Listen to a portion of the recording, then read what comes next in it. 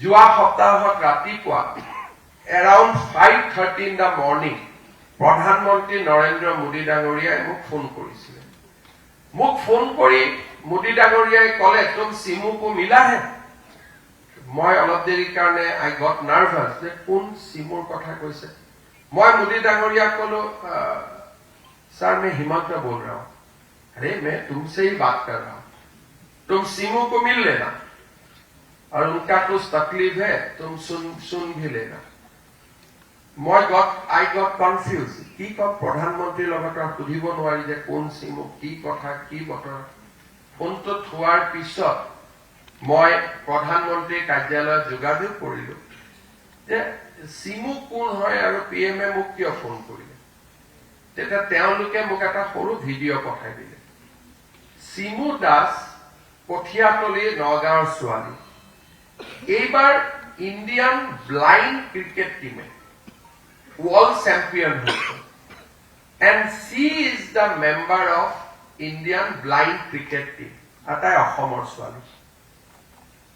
আপোনালোকে চিন্তা কৰক মই অসমৰ মুখ্যমন্ত্ৰী মই নাজানো কাৰণ কালি যেতিয়া ফাইনেলি সিমুক মই লগ পালো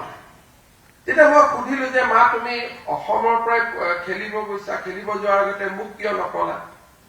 বোলে ছাৰ মই খেলি ভাল পাইছিলো ক্লাস 8তে মই দিল্লীত গুছি গলো মই ইয়াতে খানাপাৰা স্কুলত পঢ়িছিলো মোক কোনোবাই লৈ আহিছিলে খানাপাৰা স্কুলত এডমিশন দিছিলে মই কথা শুনিলে সব ভাষা লগে লগে ৰিপিট কৰিব পাৰো চকু দি মই দেখা নাপাওঁ কিন্তু শুনিলে মই লগে লগে ক্যাচ কৰো মই দিল্লীলৈকে গলো দিল্লীত মই এনেকা ব্লাইণ্ড ক্ৰিকেট টিমক লগ পালো আৰু মই ক্ৰিকেট খেলিলো এবাৰ ওয়াৰ্ল্ড চ্যাম্পিয়নশিপত India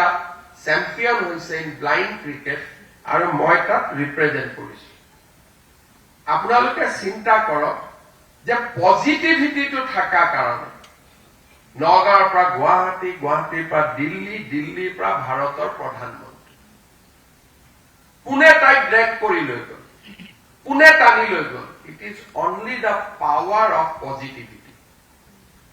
অসমত বহুত ল'ৰা ছোৱালী আছে হয়তো সিমুৰ দৰে দিব্যাংগ আৰু বহুত আছে কিন্তু পজিটিভিটিটো থাকা কাৰণে তাই মনত ধৰি লৈছিলে যে মই মোৰ যিটো শক্তি সেই শক্তিৰে